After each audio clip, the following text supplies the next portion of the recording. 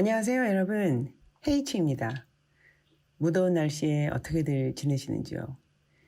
빈티지 수집에 막 관심 많은 분들이 참 많으신 것 같아요. 그래서 오늘은 헤이치만의 팁 3가지, 빈티지 콜렉트 성공 팁 3 알려드리겠습니다. 첫 번째는 패턴입니다. 꽃이면 꽃,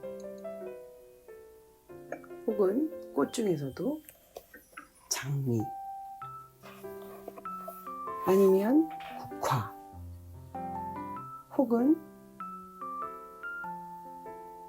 수선화, 백합, 이런 것들을 모으시는 분들이 계시죠. 그것도 아니면 보여드리는 것처럼 새 종류죠. 학이나 비둘기나 제비, 참새, 이런 것들을 이용한 패턴들이 굉장히 많거든요. 그래서 여러분들은 어떤 패턴을 모으는 것이 좋을까를 생각해 보시고 그런 패턴 중심으로 빈티지를 컬렉트 하시면 좋을 것 같아요. 제 경우는 모란입니다. 저는 모란을 굉장히 좋아하는데요. 모란의 패턴이 있는 것이면 정말 아낌없이 투자를 해오곤 했죠.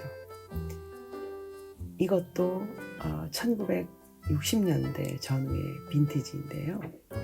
모란입니다. 굉장히 풍성해 보이죠. 이것 또한 모란입니다. 그런데 모란이 서양 모란, 즉 피오니가 아니라 작약이 아니라 동양의 모란 같죠. 마치 우리 화투라고 하죠. 그 화투에 그려져 있는 육목단 같은 그런 기분이고 색깔도 그렇죠. 그래서 제가 이 패턴을 보자마자 이건 무조건 갖고 싶다 해서 데려온 아이거든요.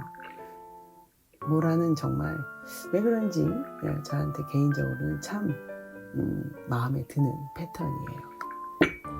이것은 또 모란이죠. 피츠 앤 플로이드 제품인데 이제 일본에서 인수를 해서요. 이제 일본 제품이라고들 이야기하는데 아무튼 뉴욕에서 출시된 모란입니다. 서양의 피오니하고는 또 다른, 그리고 또 동양의 목단하고는 또 다른 그런 느낌의 모란이죠. 까만 블랙에 핑크와 퍼플의 모란, 너무 괜찮은 것 같아요. 이 모란은 한 1940년대에 나온 걸로 아는데요. 제가 이 모란의 패턴을 처음 봤을 때 다 마음에 들었는데 저 검정색 바지가 너무 좀 세다, 이런 느낌이 들었거든요. 그럼에도 불구하고 데리고 왔죠. 그런데 어느 날 알게 됐는데 똑같은 회사에서 나온 패턴인데 저랑 비슷한 느낌을 가지고 있었던 사람이 있었나 봐요. 그 검정색 블랙 가지들이 옅은 브라운으로 바뀌어서 나왔더라고요. 근데 접시가 없어서요, 소서가 없어서 그냥 컵만 제가 따로 구입을 한 거죠. 이렇게 만나든 저렇게 만나든 참 같은 회사에서 나온 거고 같은 느낌의 모란, 참 좋은 것 같아요.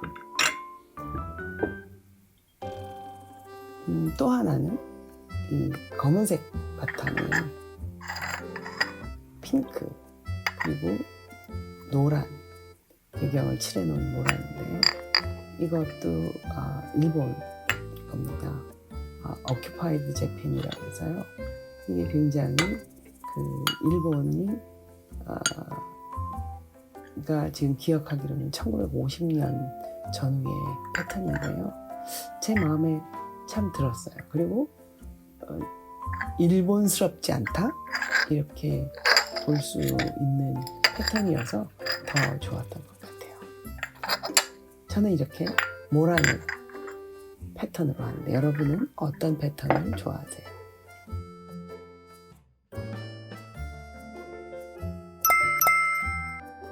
두 번째, 브랜드입니다. 브랜드라고 하면 영국 것도 있고요.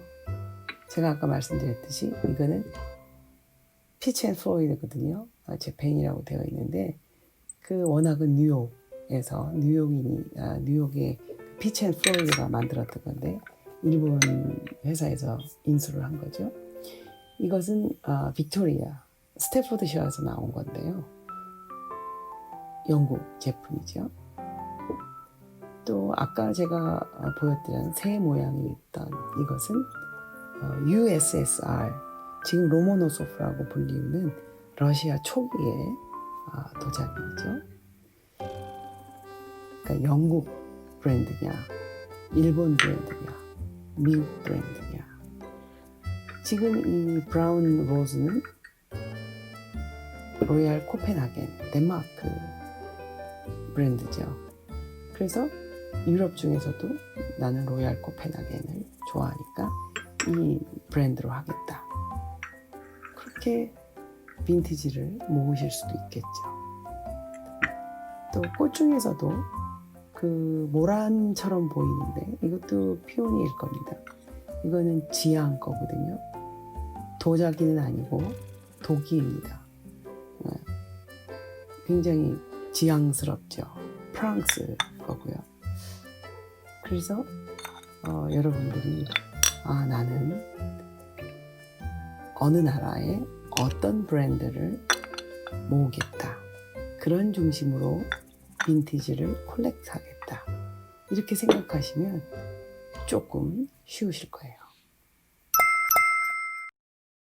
세 번째는 제가 같이 이렇게 말씀을 드릴 수 있는데 조금 더 엄밀하게 하자면 족보가 있는 거죠. 그래서 빈티지 하면 앤티크에 속해서 굉장히 비싸게 받거든요. 근데 예를 들어 드릴게요. 얘도 모란입니다. 색깔이 굉장히 특이하죠. 모란이 저런 색깔 없지 않습니까? 그런데 그 특이해서 제가 샀어요. 이거 1950년대 거라고 해서 가져왔는데 그냥 Made in England 이렇게만 되어 있어요.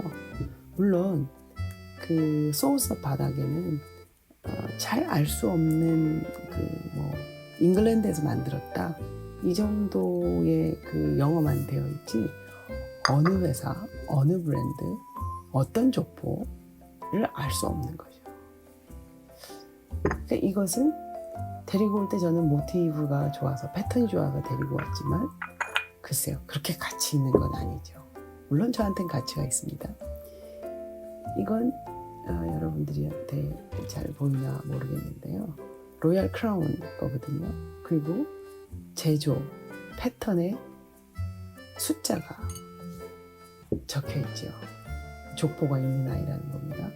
언제 나왔고 언제 출시됐고 심지어는 어떤 공장에서 나왔다라는 걸 알 수 있을 그런 그 가치가 증명이 되는 그런 아이들이죠. 그러니까 이런 것은 아주 운이 좋았을 때 아주 착한 가격으로 데려올 수 있는데 만약에 이것을 되판다고 했을 때는 굉장히 비싼 가격으로 되팔 수도 있겠죠. 이거는 여러분 좀 자세히 봐주셨으면 좋겠는데 장미입니다. 근데 3D죠. 입체죠. 어떤 게 생각이 나세요? 네, 마이센의 스노우볼 작품이랑 굉장히 비슷하지요. 그 달걀을 담는 건데요. 밑에 보면 쌍칼 굉장히 초기에 마이센 거고요. 337이라는 제품 번호가 적혀 있죠. 달걀도 저렇게 놓아 먹으면 굉장히 품이 있을 것 같아요. 로얄 코펜하겐 것도 마찬가지입니다. 패턴 문양이 있고요. 그리고 제품 번호가 적혀 있죠. 이런 것도 제가 지금 기억하건대 1970년대 빈티지인데요. 언제든지 그 몸값을 그리고 가치를 증명할 수 있죠. 이것은 로얄 듀얼이라고 되어 있는데요. 이것도 어떻게 보면 예전에 나왔던 지금은 단절이 됐죠. 그러나 영국 어디에서 나온 거를 알 수 있죠.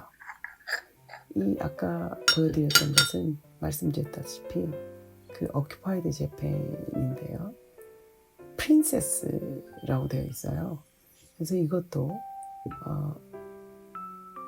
역사를 알 수 있는 그런 아이죠.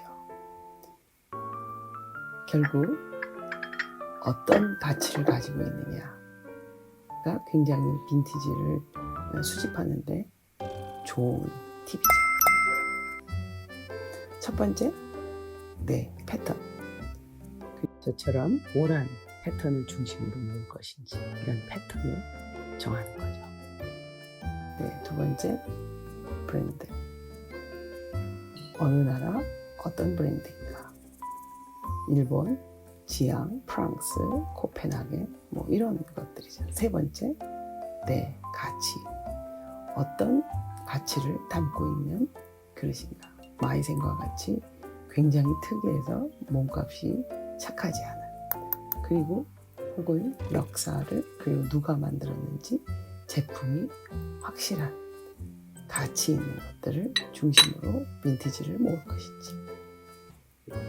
간단하게 제가 팁 3가지를 알려드렸는데요. 빈티지 수집에 관심이 있는 여러분들에게 팁이 됐으면 좋겠습니다. 안녕.